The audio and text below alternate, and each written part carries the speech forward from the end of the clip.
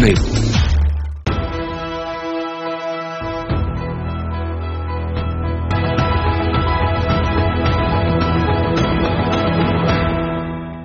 Hello and welcome to another episode of United Technologies presents Transforming Cities, Transforming India in partnership with CNBC TV18 and moneycontrol.com. Air transport world over has been one of the fastest growing economic sectors. This week we take a look at the future of Indian aviation sector, which is on a high growth trajectory and is expected to be the largest aviation market by 2030. On the show today we have Aditya Ghosh, the president of Indigo Airlines, who speaks to us about how Indigo leaves no stone unturned to save costs. Captain K.N. Babu, the CEO of Air Costa, an emerging regional airline of the South, he shares with us his insights on the struggles a regional airline faces every day to keep the fleet up and running. Palash Roy Chaudhary, the country manager of Pratt & Whitney, UTC India, he shares his perception on which direction the Indian aviation is headed for. And last but not least, expert inputs by Amber Dubey, the partner and head of Aerospace and Defence, KPMG in India.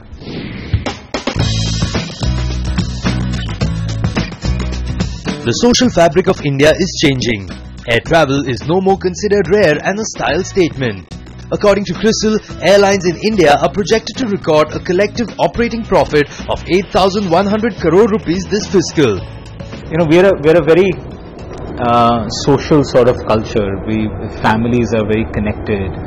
So a lot of the times people would not take a job opportunity in another city thinking I'm only going to get a certain amount of leave and how do I come back home if my parents need me, how do I come back home if somebody falls ill, or how do I participate in a social function or a religious festival. In the last few years that has completely changed, and people are making trips 3 or 4 times a year. People are making trips for shorter periods of time. So you know, where the fastest train between Delhi and Mumbai is, let's say, 16 hours, the average Indigo flight is 1 hour 50 minutes or 2 hours. It just has completely transformed the way people look at opportunities, people look at time, people look at being able to progress their future. So at multiple layers, it's bringing about a change in our physical being. It's bringing about a change in our social network, and the third is that it is bringing about a change in the way we look at life and certain opportunities.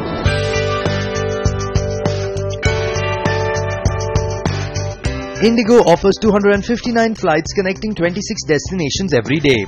Its on-time performance is one of the best in India. One wonders how all of this is possible in spite of the fact that Indigo's airfares are lowest in most sectors. In the airline business, weight means fuel burn, right?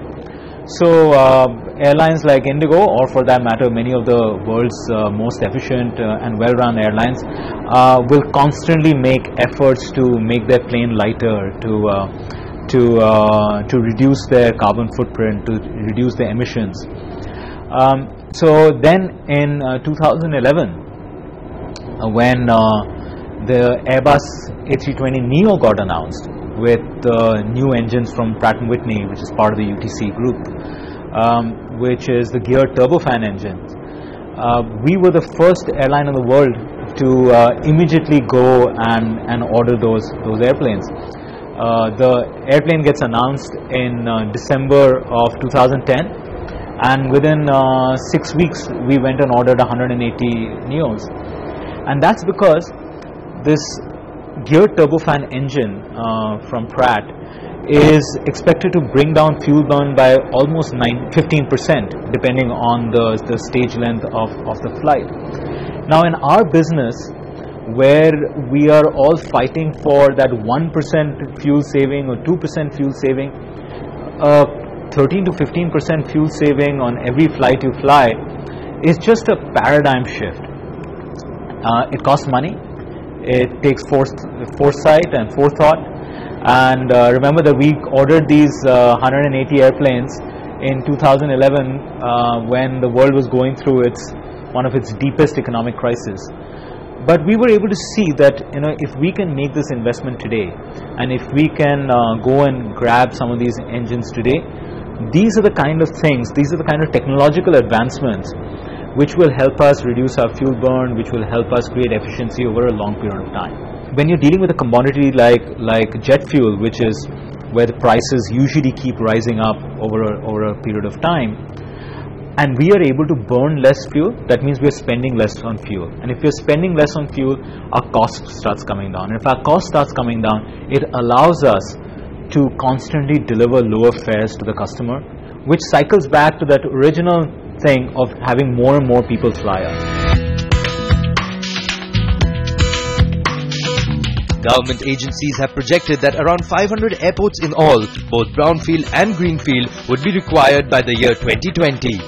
The private sector is sought to be involved in a big way through different PPP models. Will substantial involvement of the state in terms of financing, concessional land allotment, tax holidays and other incentives be enough? There should be low-cost airports both in big cities and smaller cities. Because the ultimate cost of air travel needs to come down so that more and more people can fly.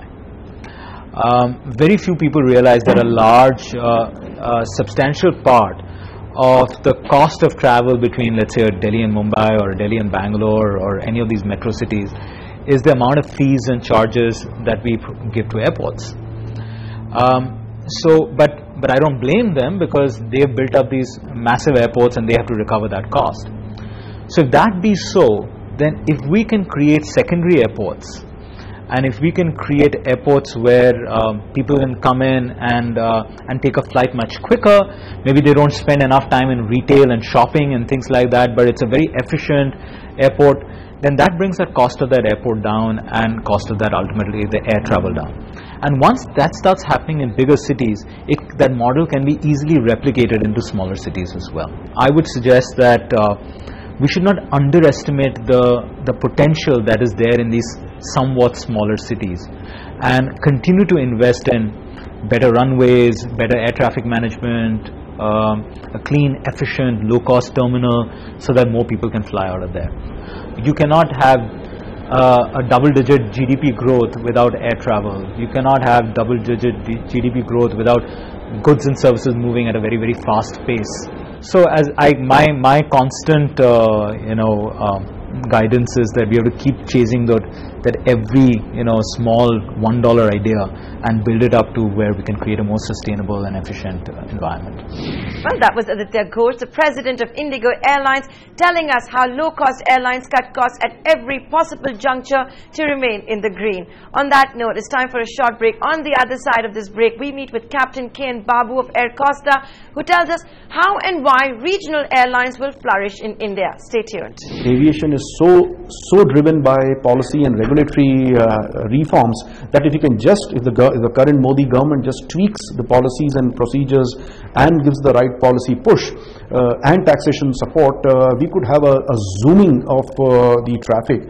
Just last year itself we have grown at 12.5%, whereas the year previous to that we grew at just about 4 to 5%. So there is a huge potential. There is still a huge population of India which has still not seen the insides of an aircraft, and just the middle class of India itself is about 350 million people, and you can just do a simple mathematics that if those 300 million people just fly once in a year, booking the tickets in advance, buying it at maybe 900,000 rupees or 2,000 rupees in those flash sales, and fly just once, we'll have 300 million domestic tickets sold. How many tickets did we sell last year? Just about 69-70 million. So 70 million and 300 million, that's the gap between the potential and the actual.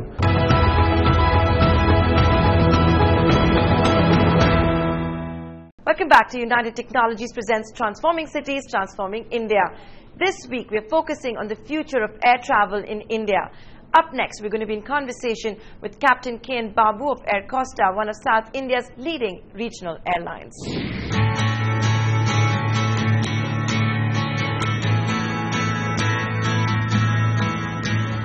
With air travel becoming a popular choice in the Tier 2 and Tier 3 cities in India, the regional aviation space promises to be a lucrative potential.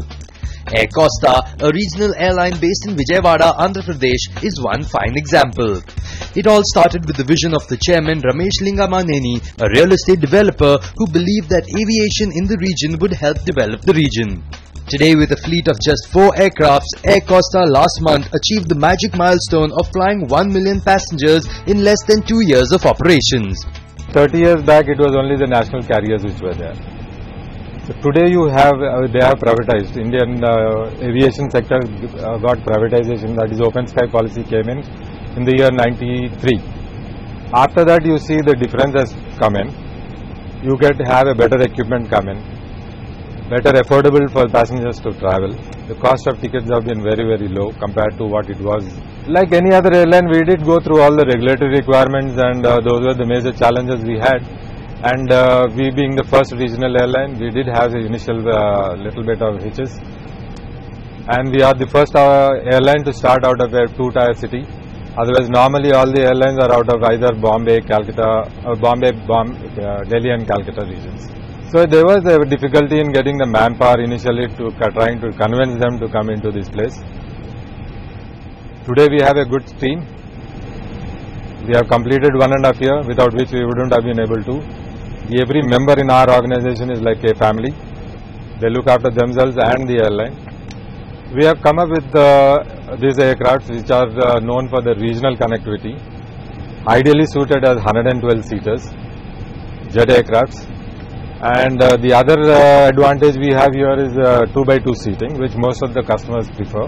And comfort levels, we are as good as any other aircraft. We are trying to do whatever is possible to cut down the cost, right from fuel to manpower, the other day-to-day operational requirements. We go through every month, strategy comes up, and then we have a strategy planner who looks into the whole thing and then gets back to the operations saying that we will have to cut down and wherever possibilities we have. After 1.5 years of operations, Air Costa has clocked a load capacity of close to 76%, which is at par to any national airline in the country. So how different is it to run a regional airline, and what are the challenges? I don't think there is any difference between regional and national carriers. Being a regional airline, we are focused to the region, one. We are trying to develop the region first. And then the region is now connected to the other metros. That was what our vision and plan. 2-tier cities connecting to the metros, and which we are doing. And I see that is the development now for the regional airlines. Every region, all the 4 regions, if they have a regional airline set up, like what we see in the south, the regions do develop. Running a regional airline has its own challenges. The government, both at the centre as well as at the state, has to be supportive enough to nurture regional setups. We are projecting our requirements to the ministry. Every time whenever we have a meeting, we do project our requirements. And the ministry is trying his level best to get the things down to get ATF into that 1% or 2% taxes. If ATF is reduced and we have a better policy, naturally more players will come in. Today, most of the 2-tier and 3-tier cities are getting a boost from the government for setting up good businesses out there. What now Andhra Pradesh has reduced the tax to 1%, so it is giving us quite a good leverage on the operations of the day-to-day aircraft. A regional airline should grow over a period of time, should grow into a national airline. Otherwise, they get saturated into small areas. You will not be able to grow in the region part of it because of the rules and regulations which the government of India has put in. Or the government of India has to change the rules and regulations for a regional airline to go into a national airline. Yeah, we have plans for expanding. We have already in the process of getting the Pan-India permit.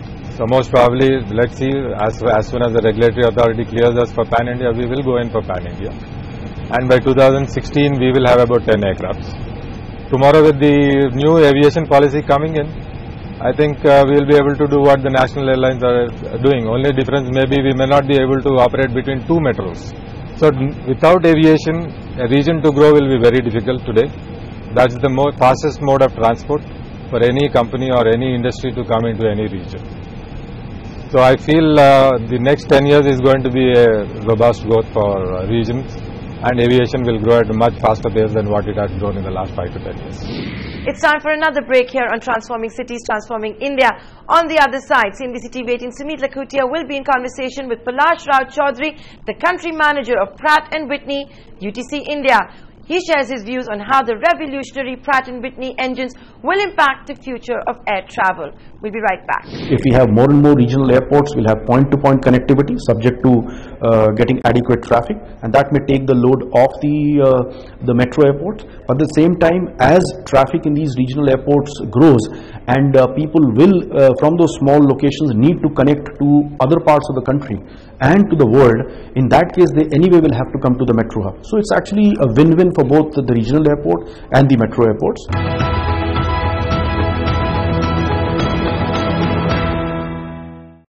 Welcome back to United Technologies presents Transforming Cities, Transforming India. Up next, CNBC TV18 Sumit Lakhutia is going to be in conversation with Palash Roy Chaudhary, the country manager of Pratt & Whitney, UTC India. He shares with us his views on the future of air travel in the country. Hi Palash, welcome to the series. When we talk about airlines, now airlines are fantastic to connect a vast country like India, but to be honest, they've not been the easiest industry to start a business in. Do you think things are improving for them here now in India? Look, as far as the aviation industry is concerned, many people say it's a difficult industry, maybe. But if you look at India, it's been one of the fastest growing aviation sectors in the world. The CAGR over the last 10 years has been above 10%. And much of that is driven by the fundamentals that are underlying. Urbanization, middle class growth in the economy, migratory workforce, demographic dividend, advent of low-cost airlines. Now, these are all driving the growth in aviation. So, I see a significant amount of potential. While there have been a couple of airlines which have unfortunately not done well, it's not stopping new airlines from coming in. Just in the last year, you've seen so many coming in, right from Air Costa to Air Vistara to Air Asia, you name it. If they are all flocking to this market, there must have been a reason for that. And the reason is that despite this growth, less than 2% of Indian population have seen the insides of an aircraft. There's a huge runway in front of us. But so on one end, there are some people who believe that maybe the government should ease a little bit of the regulations, maybe some tax cuts. I mean, even maybe just removing the surcharge on ATF. Do you think that's feasible? Would that help? Of course. If you look at aviation, it's a high capital intensive industry, right? As you mentioned, it's difficult to get into. The operating environment in India is tough for a multitude of reasons. If you look at aviation turbine fuel, there is a significant amount of surcharge on that. The other piece is the landing and parking charges, right? In addition to that, in India, so when we are buying aircraft, we're buying using foreign currency.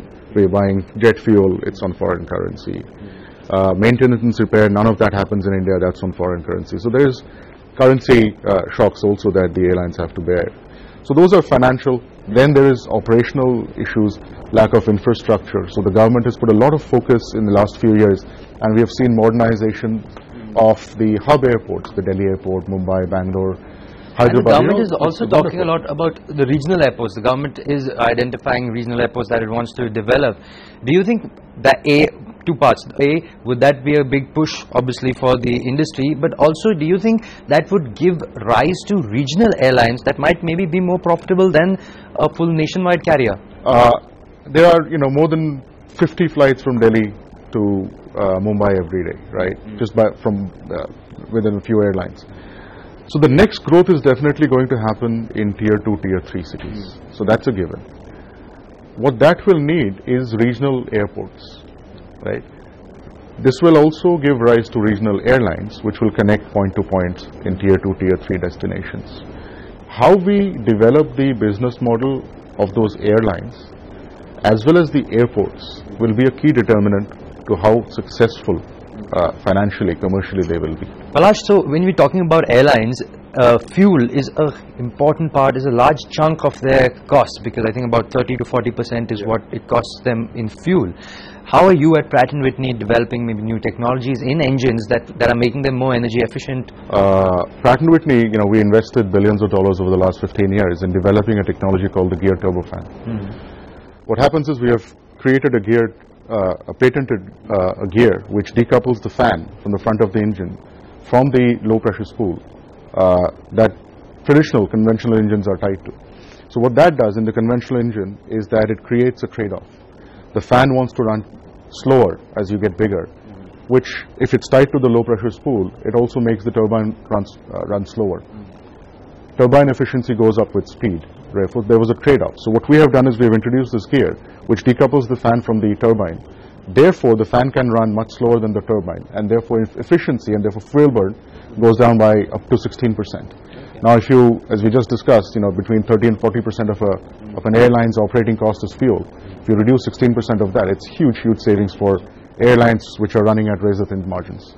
So that's why our engines in India have been very, very well accepted. Thank you, Palash, for talking to us, and here's hoping that we see many more Indians in the skies in the way ahead. Thank you so much. Thank you, sir. Thank you for having me. That's all we have time for this week. In our next episode, we're going to focus on helicopters and smaller aircrafts that are being used in disaster management and emergency medical services in India. From the entire team, many thanks for watching. A lot of foreign passengers which come into India do suffer on account of erratic or costly connections to the final destination, which could be a place of religious, cultural, historical or natural tourism. And the biggest reason is, of course, the very high taxation that we see in the domestic sector.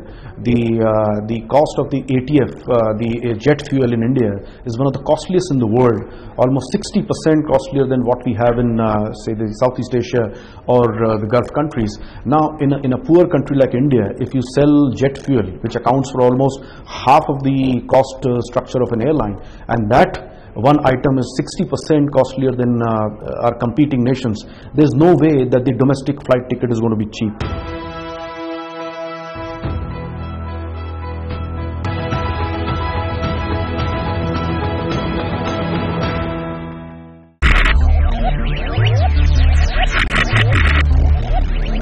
Focus, ideate, innovate, enable.